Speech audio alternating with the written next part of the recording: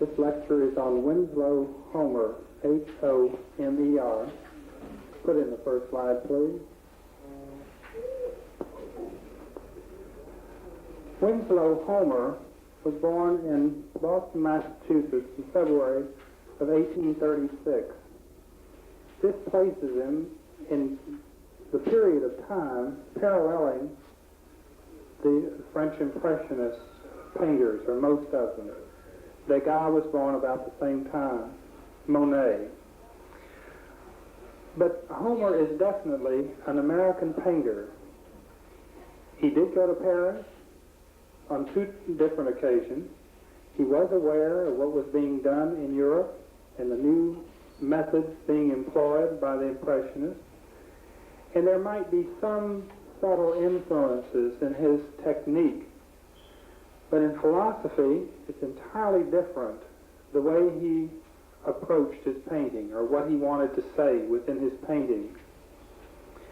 At a fairly early age, he started drawing. His mother was a painter and more than likely influenced his decision to becoming an artist. He did not achieve fame immediately. He did have a job for Belew's Weekly in Boston as an illustrator.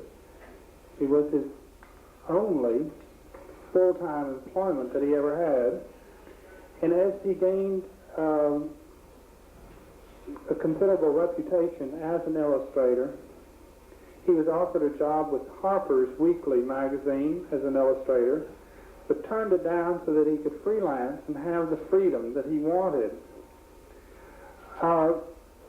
The reason for the illustrator in the weekly newspaper, of course, was before the camera was developed and modern printing methods were refined. So to get any illustrations, the artist would have to sketch, and then the sketch would have to be turned into a wood block or wood cut into the block of wood, the line, leaving the surface of the wood to accept the black ink and to print the picture. And then this would be set in with the type and printed within the newspapers. Homer selected subjects that were fairly in the genre tradition. Everyday American life, fairly happy scenes, nothing much of any social commentary, and his likable, reliable views of American life or city life. He was asked by Harper's to join the staff, that he refused, mainly at the beginning of the Civil War, to go to the front to sketch, make sketches, return to do drawings that could be used as illustrations in their weekly magazine. On refusal of this at first, he finally did consent to do some freelance work for Harper's and made his first trip to the front approximately around 1861, in the fall of 1861. He gained a recognition from these trips into the war battles, and then following the war, from sketches that he had already done, he switched from the wood engraving or wood block technique or medium to oil painting, a much greater range and freedom of color and modeling. In one of his earliest paintings that gained him great notoriety is the one you see on the screen now, Prisoners from the Front. In this, he devises almost an entirely new, different influence of character development within the people.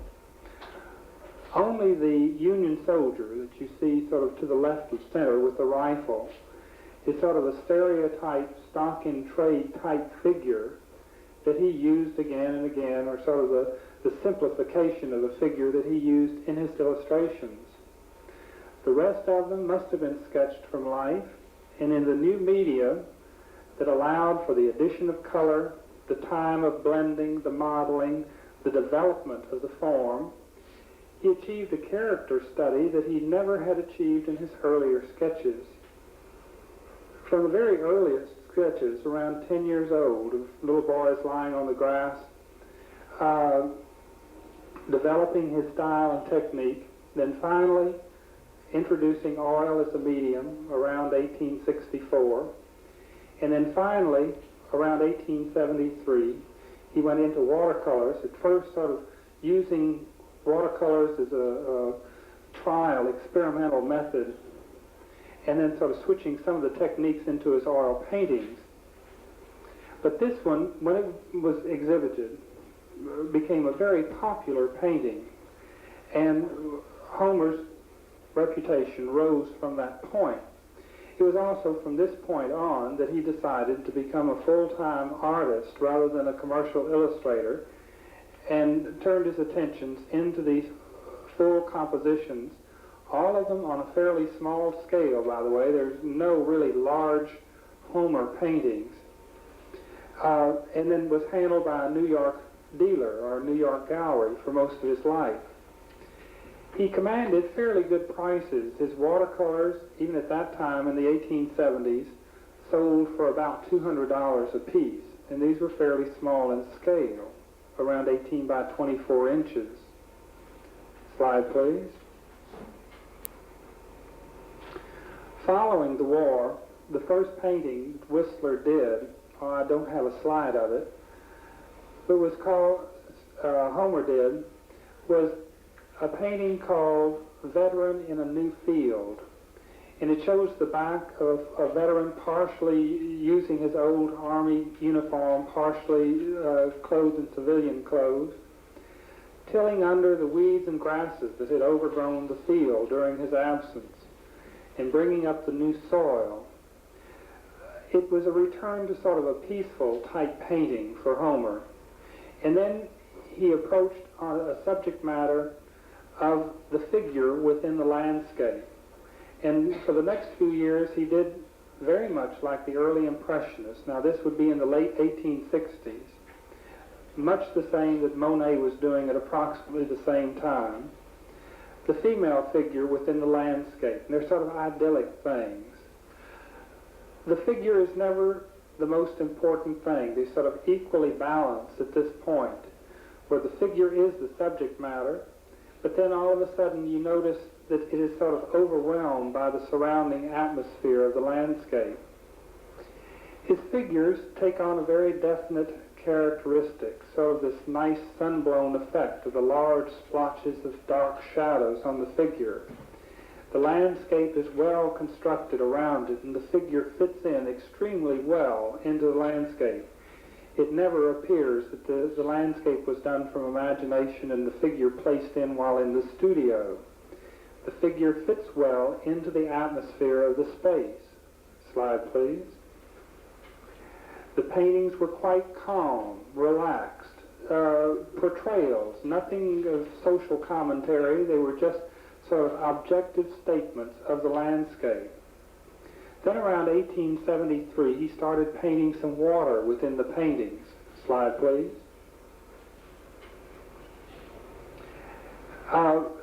Showing sort of the reflections of the skies of these, the people on the beach. It's a quiet, nostalgic scene. In many of Homer's works, you find sort of a nostalgia to it, reminiscences of things past. In his water and his hunting scenes, it's almost vicariously reliving an experience in your own past. They're delightful paintings to look at. He was mostly self-taught, and through his drawings of the early sketch period and the illustration period, certainly developed enough of a style and technique of this capability of drawing that when he did go into color, his paintings present a very good, solid foundation in their structure. More than likely, he was influenced by his studies and of the paintings in Paris on his trips, so that he did have things to look at, to be able to answer questions that he might have had about certain techniques. And the looseness of his paintings in comparison to, say, the tightness of Eakin's work, where everything had to be absolutely accurately portrayed. In Homer shows the influence of possibly the informality of the Impressionist technique. Slide, please. But this was a period of sort of calm in Homer's life. He loved to present the female figure in the landscape, the sort of sun-drenched, quiet lazy time of life, people enjoying the sun and the air. Of course, it gives us a very good portrayal of the costumes of the period also. Slide, please. A theme that he returns to time and time again in his early painting career was that of childhood. And again, these sort of rouse a nostalgia within the viewer, even though they may be of an old-fashioned, other-day type setting. That's certainly of a period that we have long since passed. But the activities of the children are universal. They are done in all areas and all periods of time. Within his oil painting, he had time to settle down, to build, to structure the paintings in a well, solidly built composition. The painting, the color is rich, the shadows are well defined, the figures modeled, and they stand out. Even in such an active pose like this of snapping the whip, you have a feeling that they're not frozen, that there is an action there, and yet it is a stopped action, almost as if looking at a snapshot. Slide, please. One whole series that he continued throughout his career was of the hunting scenes that he did sketches from in the Adirondacks. This is where you sort of move into the interior of the forest, and it was here that he was using his watercolor, sort of experimenting with the freshness of the color, a more spontaneous presentation of nature. With the figures and the landscape, you always have the feeling that the landscape is sort of, or nature, is overwhelming the figure. The figure does not play the important part. As I said, they are the subject matter, but it is a portrait of the landscape, of nature. In his later paintings, it was really man's battle against nature, and especially his sea paintings that are so famous today. Slide, please. Again, the childhood theme on the water. This was done from an earlier watercolor sketch that had a quick freshness to it. The oil, is a little more belabored, which is typical of the medium. It does not have nearly the freshness, the spontaneity that a watercolor has. But you still have the effect, the nice breeze blowing that is catching in the sail. The boys leaning over on the side of the boat to balance the shift in the wind, the nice cloud structure, and then of course he knew the water so well that he knew exactly how to paint it, how the ruffles of the water and the rudder and in the back sort of swirl up and then form the circle of white foam around the boat that makes it stand out nicely against the white background. And then filling the composition, because it leans so much into the wind in the left-hand side, the sailboat that's in the back far right corner is sort of silhouetted against the horizon. Slide, please. After the war was over, he made several trips into the South. Now, this was not the deep South, but more or less around the Virginia area. And he was quite taken with the new position of the freed slaves and portrayed them in about 6 different paintings, some of them picking cotton. In this one, the man is dressed up in a clown costume that he's about to entertain the little children over on the right-hand side. He portrayed them with a great dignity and a sort of a compassion of that he felt for them in their sort of new limbo that they did not know exactly how to proceed in their lifetime, where their traditions had been broken following the war. But the colors in most of these were more roughly applied, built up thicker in a texture with the oil paints, and in richer colors that he never achieved in any other paintings. Slide, please.